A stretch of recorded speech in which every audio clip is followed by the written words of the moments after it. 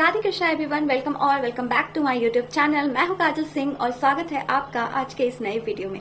So guys, मैंने पहला video exam के एक दो दिन बाद आपके साथ शेयर किया था, जिसमें एग्जाम के दिन की बात थी और उस दिन मैंने बोला था कि मैं एग्जाम पेपर को एनालाइज करके आपके साथ शेयर करूंगी। और उसमें थोड़ा ज्यादा टाइम लग गया क्योंकि मुझे ऐसा लगा कि मुझे एक दो दिन वेट करना चाहिए, क्योंकि मैं खुद एक एस्पिरेंट हूं और मैं खुद पेपर देकर निकली हूं। अगर मैं एक टीचर या कोई अदर पर्सन होती तो शायद मैं तुरंत आपके साथ वो फीलिंग शेयर कर देती। और क्योंकि मैं खुद एक एस्पिरेंट हूं तो मुझे ऐसा लगा कि मुझे थोड़ा इंतजार करना चाहिए, क्योंकि उस समय तो एनी हाउ मुझे ऐसा ही लगता कि जैसा मेरा पेपर गया है और जिस हिसाब से माहौल थे वो बहुत टफ होता। और एकदम से किसी पेपर को एकदम बहुत टफ कह देना is not a good thing.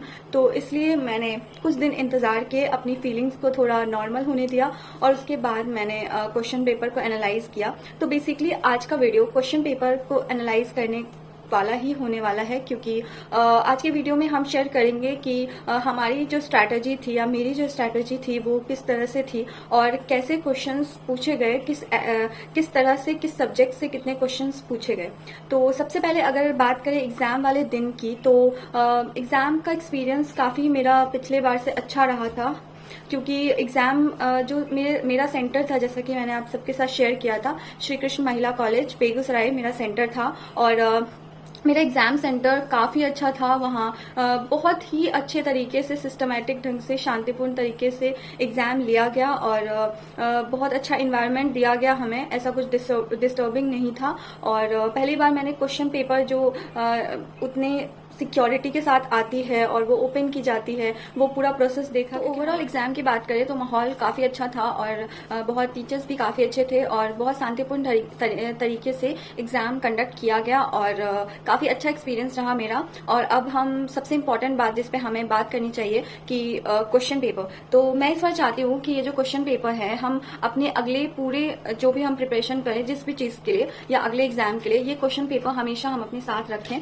ताकि हमें पता चलता रहे, सच्चाई हमारी आंखों के सामने रहे कि कभी भी कुछ भी बदलाव किए जा सकते हैं। जब भी एग्जाम में कुछ चेंजेस आते हैं तो हमें देखने को मिलता है कि क्वेश्चन पूछने का तरीका या फिर ऑप्शंस चेंज कर दिए जाते हैं। तो अगर हम अपने साथ क्वेश्चंस रखेंगे तो वो हमें बहुत हेल्प करेगा। या तो पहला चीज हमें हेल्प करेगा टॉपिक्स पढ़ने में, जो भी टॉपिक्स पूछे गए वो और उसके आसपास के टॉपिक्स हम अच्छे से पढ़ सकते हैं। दूसरी हमें हेल्प मिलेगी कि कोई भी टॉपिक को हमें कितनी डीप में जाके पढ़ना है, क्योंकि इस समय आपको भी पता है कि थोड़े ज्यादा डीप में क्वेश्चन पूछे गए हैं। बहुत सारे क्वेश्चंस हैं जो थोड़े डीप में पूछे गए हैं, तो हमें ये भी पता रहेगा कि कितने डीप में पढ़ना है। और तीसरी चीज रहेगी कि हमें इससे डरने की जरूरत नहीं है, बल्कि अगर हम इस पेपर को अच्छे से प्रिपेयर कर लेंगे और सारे टॉपिक्स को पढ़ लेंगे तो फिर हमें अपने अगले एग्जाम में थोड़ी बेहतर फील होगी शायद, ताकि क्योंकि हमें ऐसा लगेगा कि जो नया पैटर्न था क्वेश्चन पूछने का, उसके हिसाब से इस बार हमने तैयारी की है। तो ये सारी चीजों के साथ जो मेन टॉपिक है जिस पे हम आज बात करने वाले हैं वो है क्वेश्चंस का एनालाइज। तो कितने सब्जेक्ट से कितने क्वेश्चंस पूछे गए इस एग्जाम में, उसके लिए मैंने ये पूरा ऐसे नंबरिंग करके जो है एनालाइज किया था। तो मैंने जो एनालाइज किया है उसके हिसाब से, और ये कुछ शॉर्ट नोट्स मैंने बना लिए थे सब्जेक्ट वाइज। तो अगर आप मुझसे पूछोगे कि मेरे एनालाइज करने के हिसाब से, तो मैं जो हिस्ट्री से जो क्वेश्चंस पूछे गए हैं, मुझे ऐसा लगता है कि हिस्ट्री से 28 से 30 क्वेश्चंस जो हैं वो पूछे गए हैं, जिसमें से काफी सारे क्वेश्चंस, मतलब लगभग 17 से 18 क्वेश्चंस जो है वो मॉडर्न से पूछे गए हैं। सबसे ज्यादा नंबर ऑफ क्वेश्चंस मॉडर्न से पूछे गए हैं। और उसके बाद एंशिएंट से 7 से 8 क्वेश्चंस पूछे गए हैं, और वहीं 2 से 3 क्वेश्चंस हमें मेडिवल हिस्ट्री से भी देखने को मिले हैं, जो कॉन्सेप्ट वाले थे। और बात करें बिहार स्पेशल की, तो बिहार के करंट से तो मुझे सिर्फ एक ही क्वेश्चन देखने को मिला था, जो कि आपको कार्बन उत्सर्जन से रिलेटेड था। और सिर्फ वही क्वेश्चन मुझे बिहार के करंट से देखने को मिला था। हमने जो पूरी मैगजीन पढ़ी थी वो ओवरऑल उस मैगजीन का कंक्लूजन सिर्फ एक क्वेश्चन से था। और दूसरी बिहार स्पेशल की बाकी सब्जेक्ट की बात करें तो इस बार बिहार स्पेशल से सबसे ज्यादा क्वेश्चंस जो है वो ज्योग्राफी से पूछे गए हैं, क्योंकि ज्योग्राफी से 8 से 10 क्वेश्चन देखे गए हैं बिहार स्पेशल के। और बाकी कुछ क्वेश्चन जैसे 5 से 6 क्वेश्चन जो है वो बिहार की हिस्ट्री से भी पूछे गए हैं। और करंट से तो मैंने आपको बता ही दिया कि मुझे सिर्फ एक ही क्वेश्चन याद आ रहा है अभी, जो कि कार्बन उत्सर्जन से रिलेटेड था, और वो क्वेश्चन थे। अब हम बात करते हैं ज्योग्राफी से। तो ज्योग्राफी जो है वो इंडियन ज्योग्राफी से हमें काफी सारे क्वेश्चन देखने को मिले, पर उसमें से 2 से 3 क्वेश्चन हमें वर्ल्ड ज्योग्राफी से देखने को मिले हैं, जो हम जनरली कट करके चलते हैं, है ना, कि वर्ल्ड ज्योग्राफी पे हम उतना ज्यादा कॉन्सेंट्रेट नहीं करते एग्जाम के टाइम में, रिविजन में। बट इस बार 2 से 3 क्वेश्चन हमें वर्ल्ड ज्योग्राफी से देखने को मिले हैं। करंट से भी इंडिया से बाहर के कुछ क्वेश्चन हमें देखने को मिले हैं। और ज्योग्राफी में जो है टोटल हमें 15 से 16 क्वेश्चन देखने को मिले हैं, जिसमें से 1-2 क्वेश्चन वर्ल्ड ज्योग्राफी से है। अब बात करें पॉलिटी से, जो पर्सनली मेरा काफी अच्छा गया है। मैं बोल सकती हूँ कि मेरा पॉलिटी काफी अच्छा गया है। और पॉलिटी से मुझे ऐसे लगता है कि 15 से 17 क्वेश्चन जो है वो पॉलिटी से देखने को मिले हैं, जिसमें से काफी क्वेश्चन जो है 50 से 60% क्वेश्चन काफी इजी थे, और कुछ कॉन्सेप्ट वाले क्वेश्चन ऐसे थे जो थोड़े फंसने लायक थे, जो जिसका लेवल थोड़ा बेहतर था, अच्छा लेवल का क्वेश्चन पूछा गया था। साथ ही हमें कंप्यूटर से भी क्वेश्चन देखने को मिले हैं। और साइंस की बात करें तो मैथ से 10 कट टू कट 10 क्वेश्चन तो होते ही हैं, जिसमें से 7 से 8 क्वेश्चन हमें रीजनिंग से देखने को मिले हैं। और रीजनिंग और मैथ्स दोनों मिलाकर क्वेश्चन है। और मैं अपनी बात करूं तो मैंने रीजनिंग नहीं पढ़ी थी इस बार, और ये भी एक गलत ही चीज थी ऑब्वियसली, कि हमें क्योंकि कुछ क्वेश्चन रीजनिंग के थे जो बहुत ईजी थे, अब लग रहा है ऐसा। और उस समय क्योंकि मैंने रीजनिंग नहीं पढ़ा था, और मैथ्स मैंने जो चैप्टर्स पढ़े थे उससे क्वेश्चन नहीं पूछे गए थे। बट ओवरऑल रीजनिंग के क्वेश्चन में काफी 2-3 छोड़ के थोड़े ईजी क्वेश्चन पूछे थे रीजनिंग से। और बायोलॉजी की बात करें तो 8 से 9 क्वेश्चन बायोलॉजी से भी मिलते हैं हमें देखने को। केमिस्ट्री से हमें 6 से 7 क्वेश्चन मिलते हैं, और 7 से 8 क्वेश्चन हमें फिजिक्स से भी देखने को मिलते हैं। और इस तरह से ये सारे सब्जेक्ट थे। और काफी क्वेश्चन हमें इकोनॉमी से देखने को मिले हैं, और इकोनॉमी का अच्छा खासा लेवल था। मतलब इकोनॉमिक्स से जो क्वेश्चन पूछे गए हैं वो काफी अच्छे लेवल के क्वेश्चन थे, जिसमें से 1 या 2 क्वेश्चन ही थे जो इजी थे, जो बनने लायक थे। बाकी क्वेश्चन जो हैं वो थे, उनका लेवल काफी अच्छा था। तो जिन्होंने अच्छे से इकोनॉमिक्स पढ़ा होगा और जिनका एक कमांड है इकोनॉमिक्स पे, वही वो क्वेश्चन सॉल्व कर सकते थे। और जिनका भी इकोनॉमिक्स में अच्छा नंबर आया या इकोनॉमिक्स का पेपर अच्छा गया है, तो ये काफी अच्छी बात है, क्योंकि मेरा तो इकोनॉमिक्स उतना अच्छा नहीं रहा। तो पर इकोनॉमिक्स के क्वेश्चन काफी अच्छे लेवल के थे।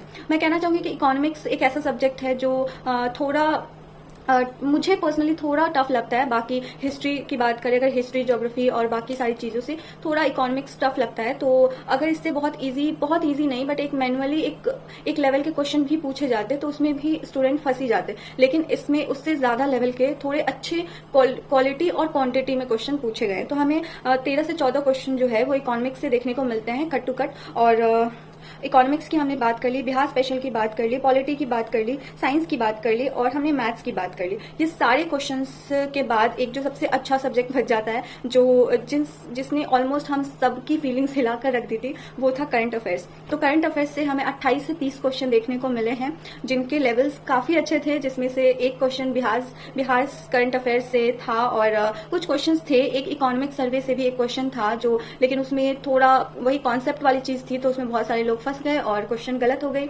तो जैसा कि हम सब ने पहले भी डिस्कस किया या इस बारे में बात किया, तो हम कहना चाहेंगे कि नो डाउट कि अभी भी 3 से 4 दिन होने के बाद भी और क्वेश्चन पेपर को अच्छे से एनालाइज करने के बाद भी मैं यही कहना चाहूंगी कि क्वेश्चन की जो प्रकृति थी वो मॉडरेट टू टफ थी, और बहुत सारे क्वेश्चन डायरेक्ट फैक्ट जो पूछे गए थे वो बहुत ईजी भी थे। ओवरऑल बात करें तो मुझे ऐसा लगता है कि 40 से 50 क्वेश्चन जो पूछे गए थे वो बहुत ईजी थे, और 50 से आगे के क्वेश्चन, जो 50 से 70-80 तक के जो क्वेश्चंस थे वो मॉडरेट थे, और उसके बाद के क्वेश्चंस 80 से क्रॉस करने के बाद जो क्वेश्चंस थे वो टफ थे। ये मेरी पर्सनल जो है वो मेरी पर्सनल चीज है जो मैं फील करती हूँ, जैसा मुझे लगता है, मैं बस आपके साथ वही शेयर कर रही हूँ। हो सकता है कि मैं थोड़ा गलत भी रही हूँ। तो आपका क्या एक्सपीरियंस है या आपको क्या लगता है क्वेश्चन पेपर के बारे में अभी 3-4 दिन इसे पढ़ने के बाद, तो आप वो मेरे साथ शेयर कर सकते हैं। और साथ ही अगर अब हम ओवरऑल पूरे सब्जेक्ट को देख लें तो सबसे ज्यादा क्वेश्चन जो है वो मॉडर्न हिस्ट्री से पूछे गए हैं एज यूजुअल, और उससे भी ज्यादा क्वेश्चन जो ओवरऑल सब्जेक्ट वाइज सबसे ज्यादा क्वेश्चन करंट अफेयर से मुझे देखने को मिले हैं। ज्योग्राफी से क्वेश्चन काफी पूछे गए हैं, इकोनॉमिक्स से क्वेश्चन काफी पूछे गए हैं, मॉडर्न हिस्ट्री से क्वेश्चंस काफी पूछे गए हैं। तो इस बार जो ओवरऑल हाईलाइटेड सब्जेक्ट था वो मुझे इस तरह से लगा कि करंट अफेयर तो क्योंकि मेरा ग्रुप जो क्वेश्चन पेपर का सेट डी था, तो मुझ में सबसे पहले जो है वो मॉडर्न के क्वेश्चंस थे मतलब मेरे सेट में। और साथ ही जो लोग ABC वाले हैं उनका आपके सेट में कहाँ से क्वेश्चन शुरू हुए थे, कौन से सब्जेक्ट से, वो आप मेरे साथ शेयर कर सकते हैं। और मुझे ऐसा लगता है कि इस बार जो हाईलाइटेड सब्जेक्ट रहे हैं इस एग्जाम के लिए वो मॉडर्न हिस्ट्री, ऑब्वियसली ये हमेशा से एक हाईलाइटेड सब्जेक्ट रहा है। उसके अलावा इकोनॉमिक्स, ज्योग्राफी और Bihar special and current affair में भी हमें इस बार जो हमने तैयारी की थी बहुत ज्यादा लेवल तब मैगजीन्स से वैसे प्रकृति के क्वेश्चन नहीं पूछे गए हैं। तो मुझे ऐसा लगता है कि काफी सारे लोग जो है वो करंट अफेयर का क्वेश्चन देख के बहुत डर चुके हैं कि उन्हें ऐसा लग रहा है कि अगर एक साल का करंट अफेयर आप पढ़ के जा रहे हो और उसमें से क्वेश्चंस नहीं आ रहे तो फिर अब हम करंट अफेयर को कैसे डील करेंगे। तो मुझे ऐसा लगता है कि अभी इस क्वेश्चन की सिचुएशन से अब हमें बाहर निकलना चाहिए और अब हमें एज अ फ्री एस्पिरेंट मतलब एग्जाम देकर आए हैं हम, वो जो हमने उस समय शेयर की वो हमारे फीलिंग्स थी एग्जाम को लेकर। अब हमें उस सिचुएशन से थोड़ा बाहर आकर सोचना चाहिए। और अब मुझे ऐसा लगता है कि करंट अफेयर के लिए हमें हमारी स्ट्रेटेजी चेंज करनी चाहिए, जो कि मैक्सिमम लोग मैगजीन्स से लास्ट टाइम रिवीजन करते हैं या नोट्स बनाते हैं। इनफैक्ट काफी सारे लोगों ने मुझे स्टार्टिंग में भी ये सलाह दी थी कि आप करंट अफेयर का नोट्स मत बनाइए, क्योंकि वो हर साल और हर एग्जाम में चेंज हो जाते हैं। और आप उन्हीं सब्जेक्ट का नोट्स बनाइए जो सब्जेक्ट हमेशा जो चैप्टर्स हमेशा सिलेबस में रहते हैं और वो आपको हर बार काम आते हैं। और कहीं ना कहीं मैं इस बात से बहुत अग्री कर रही हूँ कि हम सबको ऐसा ही करना चाहिए। और हमें करंट से जो कनेक्ट रहने के लिए बस अपने आंख और कान को खुला रखना चाहिए, पेपर्स पढ़ने चाहिए, न्यूज सुनने चाहिए और करंट मुद्दा जानना चाहिए और अपने दोस्तों के साथ बातें करना चाहिए। और शायद इस तरह से हम करंट पे अपनी पकड़ बनाए रख सकते हैं। और बाकी जो भी लोग बहुत ज्यादा डर रहे हैं कि क्वेश्चन बहुत चेंज हो गया है, अब तैयारी कैसे करें, तो एग्जाम टफ, बहुत नो डाउट कि एग्जाम टफ रहा। और लेकिन ऐसा नहीं है कि आपके सिलेबस में कोई चेंजेस आया है, आपके सिलेबस के अंदर ही क्वेश्चंस पूछे गए हैं, तो आपकी तैयारी तो वैसी ही चलेगी। बस ये है कि जैसे हम पहले किसी टॉपिक को पढ़ के जाते थे तो हमें ऐसा लगता था कि ठीक है, अगर हमें वो कोई चीज अगर कंफर्म याद नहीं आई तो ऑप्शंस तो 4 होते हैं हमारे सामने, तो ऑप्शंस देख के हमें याद आ जाएगा। वैसे आपको बिल्कुल तैयारी नहीं करनी है, वैसे हमें बिल्कुल तैयारी नहीं करनी है कि हमें ऐसा नहीं सोचना है हमें कोई भी टॉपिक पढ़ना है तो हमें उसके बारे में सब कुछ जानना है। जैसे इस बार कोई भी कॉन्सेप्ट वाले क्वेश्चंस पूछे जाते हैं, जैसे आपको इस बार कैबिनेट मिशन के मेंबर्स के नाम पूछे गए, तो वैसे ही हम जनरली अगर आप कोई वन लाइनर याद करोगे, कैबिनेट मिशन कब आया था, क्या किया उसने, ये सारी चीजें होती है। बट अब आपको प्रॉपर वो टॉपिक पढ़ना पड़ेगा कि उसमें से कितने लोग आए थे, कब आए थे, क्यों आए थे, क्या काम किया उन्होंने, और ये सारी चीजें आपको जाननी पड़ेगी। और हो सकता है कि हमें उससे साइड से भी कुछ जानना पड़े कि भारत से उसमें क्या रिएक्शन, भारत ने उसमें क्या रिएक्शन किया था, या यहाँ के कौन से लोग उसमें उनका क्या रवैया रहा था। तो वो सारी चीजें हमें कोई भी टॉपिक को अब डीप में जाकर पढ़ना है, हमें जानना है। और हमें दूसरी चीज की हमें इस चीज पे ध्यान नहीं देना है कि क्योंकि ये प्रीलिम्स का पेपर है तो हमें ऑप्शंस देख के शायद याद आ जाए, तो हमें जो है वो मेंस ओरिएंटेड ही तैयारी करनी है। तो मुझे पर्सनली ऐसा लगता है कि जितने भी लोग हैं आपके, चाहे जितने भी मार्क्स आ रहे हैं, चाहे जितने भी कम ज्यादा मॉडरेट, आप अपना समय इस चीज पे बर्बाद बिल्कुल भी ना करें कि कट ऑफ आएगा, रिजल्ट आएगा तो पता और उसके बाद हम तैयारी करेंगे। मुझे ऐसा लगता है कि अगर आप सीरियस हैं इस फील्ड को लेकर, इस चीज को लेकर, इस पोस्ट को लेकर, इस एग्जाम को लेकर, अगर आप कन्वर्ट नहीं होने वाले हैं अदर फील्ड्स में, जैसा कि हम देख रहे हैं कि अभी बहुत सारे पोस्ट निकले हुए हैं और बहुत सारी चीजें हैं जिसपे शायद एग्जाम टफ होने की वजह से आदमी जा रहे हैं, बहुत सारे रास्ते हैं, ऑप्शंस हैं जिस पे इंसान जा रहा है और जाना भी चाहिए, क्योंकि हम सबकी पर्सनल लाइफ अलग अलग है, सबको अपने हिसाब से काम की या फिर अपनी सिचुएशन के हिसाब से चीजों की जरूरत है। हम सपनों के लिए काम करते हैं, लेकिन कई बार जो रिस्पॉन्सिबिलिटीज होते हैं वो हर किसी के सर पे अलग अलग होते हैं, तो हम उस रिस्पॉन्सिबिलिटी के लिए हमें अपने सपने को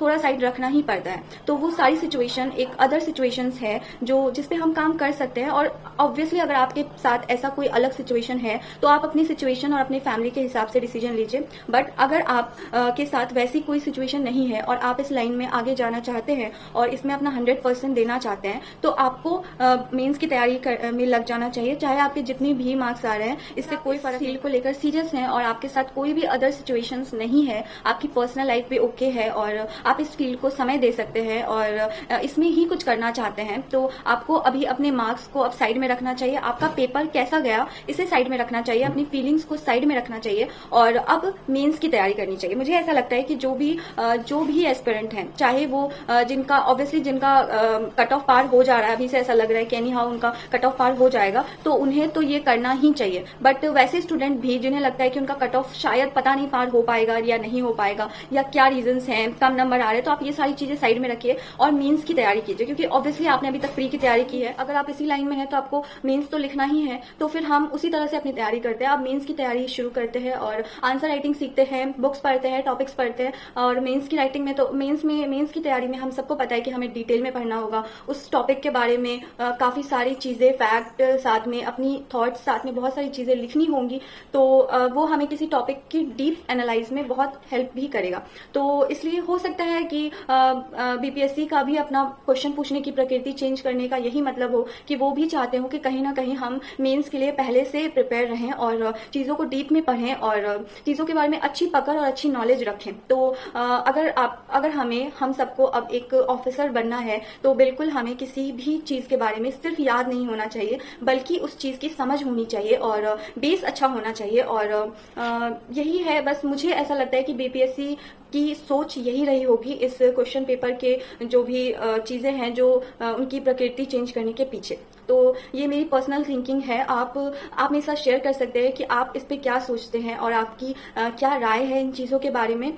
फिलहाल हमने क्वेश्चन पेपर के बारे में, सब्जेक्ट के बारे में इसलिए बात कर ली ताकि हमें अपनी आगे की तैयारी में अब पता हो कि आपको ज्योग्राफी और इकोनॉमिक्स भी अच्छा करना होगा, क्योंकि इससे काफी क्वेश्चंस पूछ रहे हैं। 10 से ज्यादा क्वेश्चंस इस बार ज्योग्राफी और इकोनॉमिक्स से पूछे गए हैं और इसका सीधा सीधा मतलब यही है कि 10 से 15 क्वेश्चंस पूछे जा रहे हैं। इसका सीधा सीधा मतलब है कि ज्योग्राफी और इकोनॉमिक्स और मैथ्स अब वो सब्जेक्ट हैं जो आपकी रैंकिंग डिसाइड करेगी, क्योंकि बिहार स्पेशल, मॉडर्न हिस्ट्री और जो भी फिजिक्स, केमिस्ट्री, बायोलॉजी और जो हमारे जो ये सारे बेसिक सब्जेक्ट है, ये हम सब पढ़ कर जाएंगे। बट जिसकी ज्योग्राफी, इकोनॉमिक्स और मैथ्स सही रहेगी वहां पे, वो ही लास्ट में कट ऑफ पार करके और इस पड़ाव को पार कर पाएगा। तो मेरी बस यही एक इनिशिएटिव थी आप सबके साथ ये चीजें शेयर करने की, ताकि अब आप जो रणनीति बनाएं उसमें आप इन सब्जेक्ट को ध्यान में रखें और याद रखें कि अगर आपको कट ऑफ पार करना है तो अब आपको इकोनॉमिक्स, ज्योग्राफी और मैथ्स पढ़नी पड़ेगी और पहले से पढ़नी पड़ेगी।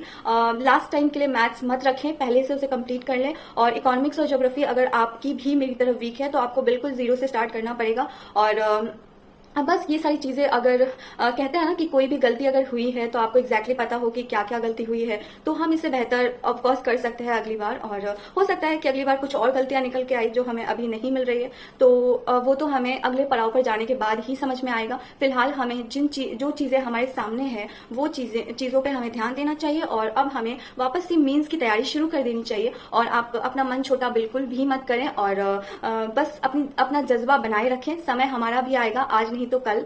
जहां सब्र है और जहां पे किसी चीज को लेकर मेहनत है और हमारे अंदर सब्र है, तो फिर आप समझ जाइए कि वक्त को वहां पे झुकना ही पड़ेगा और हमारे फेवर में आना ही पड़ेगा। तो ये सारी चीजें थी और सबसे इंपॉर्टेंट था कि ये क्वेश्चन पेपर किसी को भी देने की जरूरत नहीं है, ये आपको अपने साथ ही रखना है और इसे एनालाइज करते रहना है और टाइम टू टाइम इसे सॉल्व करने की कोशिश करनी है। और आपको देखना है कि कब इन सारे टॉपिक्स के बारे में आपको सारी की सारी चीजें क्लियर हो गई है। तो ये कुछ चीजें थी जो मुझे लगा कि मुझे आपके साथ शेयर करनी चाहिए। और बस यही कहना चाहूंगी कि रास्ता आसान नहीं है और एक दो दिन की बात नहीं है, सालों की मेहनत है इसके पीछे, क्योंकि जिम्मेदारी उठाने के लिए पहले हमें उस लायक बनना पड़ेगा। और हम सब जानते हैं कि सिविल सर्विसेज एक बहुत ही जिम्मेदारी का पद है और इसके लिए इन सारी चीजों और इन सारी मुश्किलों से हमें आगे बढ़ना पड़ेगा। तभी हम पहले हम एक जिम्मेदार नागरिक बन सकते हैं, तभी हम एक जिम्मेदार ऑफिसर बन सकते हैं। तो हम जो भी चीजें करते हैं उनसे हमें कुछ सीखते रहना चाहिए और अपनी आंख और कान खुला रखना चाहिए, क्योंकि नॉलेज कहीं से कभी भी मिल सकती है और वो आपको कभी भी काम आ सकती है।